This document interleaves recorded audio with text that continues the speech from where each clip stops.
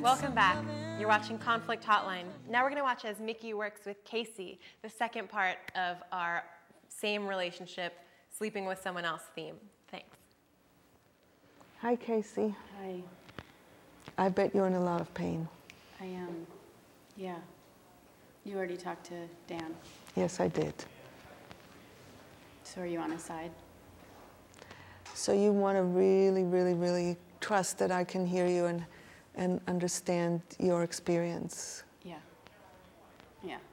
Yeah, I really would like to. I'm scared of what he said, and if he's making it out to be like it was my fault, or I like led him to it, or it seems like that was the direction he was going in, and I just want you to know that it wasn't my fault. Yeah. You want him to take responsibility for his choice. Yeah. Hmm? Yeah. Totally get it. And I don't see him doing that, and that just infuriates me. Yeah. And is that primarily about the integrity of honoring commitments? Yeah. Is that what most gets to you? Yes. It's like even if we weren't having sex as much as he wanted, it's like still we had an agreement, we had a commitment. And that just seems like it's like he forgot, or like he just didn't care about it. Like he just dropped that. And so that is probably, like, first of all, shocking to you. Totally shocking. There was some way in which I'm hearing that having this agreement was like a safety net for you, something that you can rest into. Yeah. Yeah, I mean, it was the first relationship I've ever had where I like totally trusted my partner. And now that's just gone.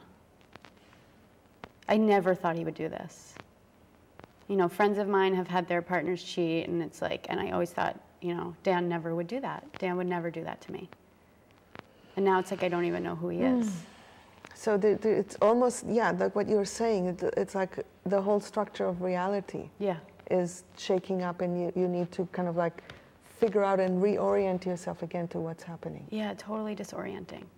Yeah. I don't know who he is. I don't know what this relationship is. It's like I've lost faith in men. You know, I don't know what to make of it.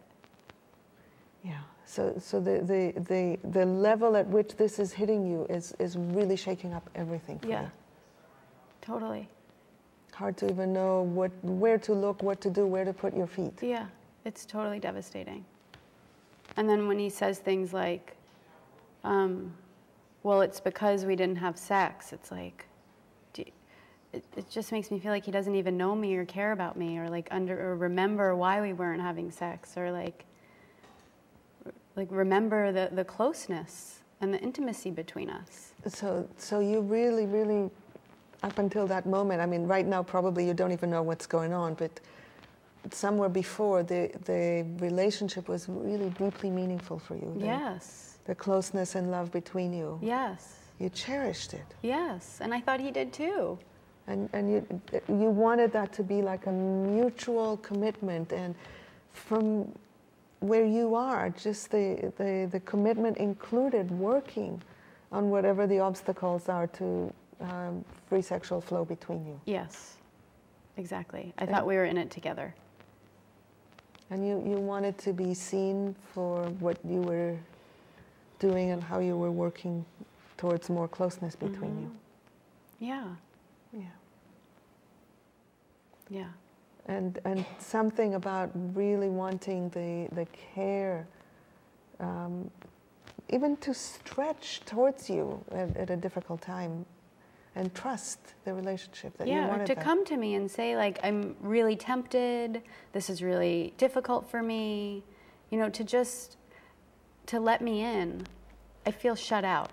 I feel like he made we'd been talking about the struggles with our sex life, so, I mean, I was aware that he was frustrated, but we were open about it, and then all of a sudden he goes and does this thing behind my back. So that's another big piece of wanting this to be the primary place where you talk with each other. Yeah, I thought it was. And to be trusted that you can hear and open up to where he is. Yeah, that he could come to me with that. Yeah. that really, really, really matters to you. It's kind of like a core value for you in the relationship. Yeah, and it's what it's what I thought we had. Yeah, and again, I'm hearing the echo of like, I thought we had something, and now I don't know what to think. Yeah. Yeah, like I feel like I was just like duped. Thinking that we had this open, like trusting relationship where, yeah, there are difficulties, but we deal with it together. We talk about it together. And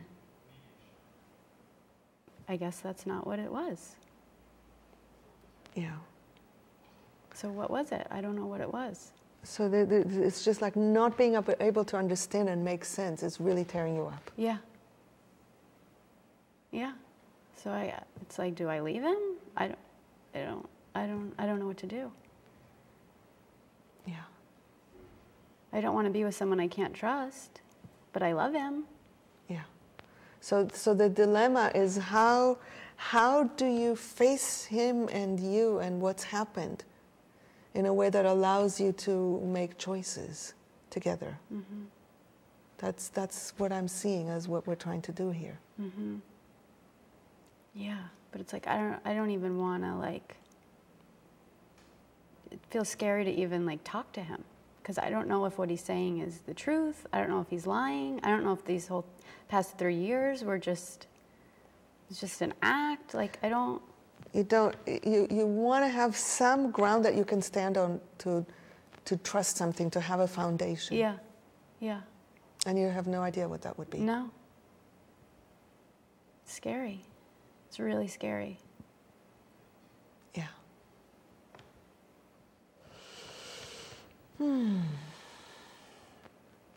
I'm wondering if you have clarity about what you would want him to hear from you.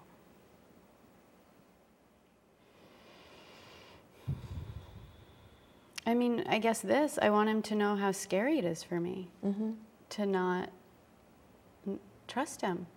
Yeah.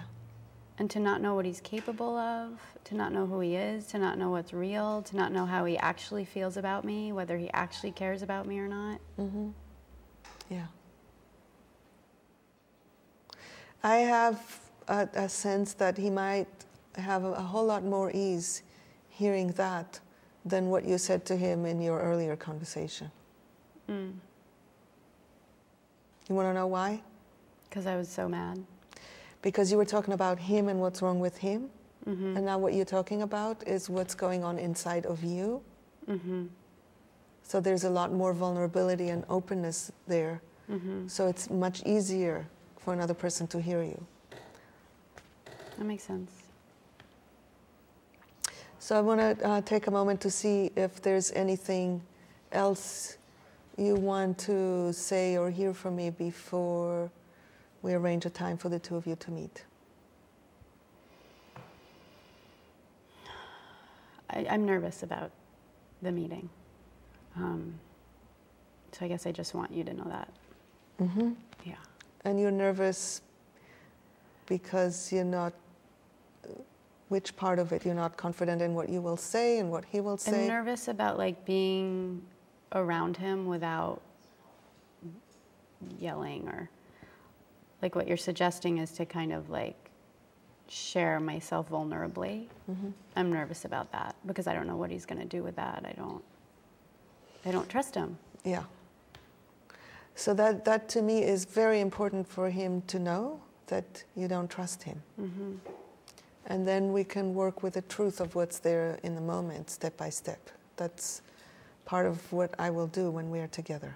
So just start with that I don't trust him. Yeah. And what it's like to not trust him. Okay. Okay. And one of the paradoxes is that it takes at least a little bit of trust to tell somebody that you don't trust them. Right. And are you willing to muster that level of trust? Do you think you can do that? Yeah, I do, with your help. Yeah. Thank you. Yeah. So we're going to take a break in a moment, but I bet you have something you want to ask me about. I do. It's amazing because when I heard Casey talk the first time when Dan was here, I heard a lot of the pain that she's expressing now. So I'm wondering about the subtleties. I heard her say, what were you thinking? I can't believe this. And I just heard the same pain. So what gets in the way of her just saying, you know, this is really painful? Why do we protect our vulnerability? Yeah. Because, at least how I think of it is, if I tell you, you know, you're awful and you don't hear me, it doesn't hurt. Mm. If I open my heart and say, I'm in pain and agony and you don't hear me, I'm unprotected, so it hurts more. Hmm. So there is some kind of like a knee-jerk movement towards protecting myself from more pain, thereby guaranteeing, almost guaranteeing, that I will speak in a way that nobody can hear me when I'm in pain. So this is almost, but look at babies, for example. Babies are my best approximation of what we would be like without all the baggage of training. They have no difficulty showing their vulnerability, showing when they're in pain. Mm-hmm. It's almost like they expect that you will take care of them. Mm-hmm. And we lose that over time after experiencing enough disappointment in life, which unfortunately, the way life has worked in the last number of thousands of years, most of us do most of the time. Yeah. It's coming back to that state of putting myself on the table openly. That's part of the work of reclaiming relationships, especially when there's pain. And is there some power for Casey to just put her vulnerability out there, even if Dan doesn't hear it? Because then there is an internal integrity of being the person I want to be. It's just like that's the application of Gandhi to everyday life. Mm-hmm. Well, let's see what happens. Yeah. We're going to take another quick break, and we'll be right back with both Casey and Dan.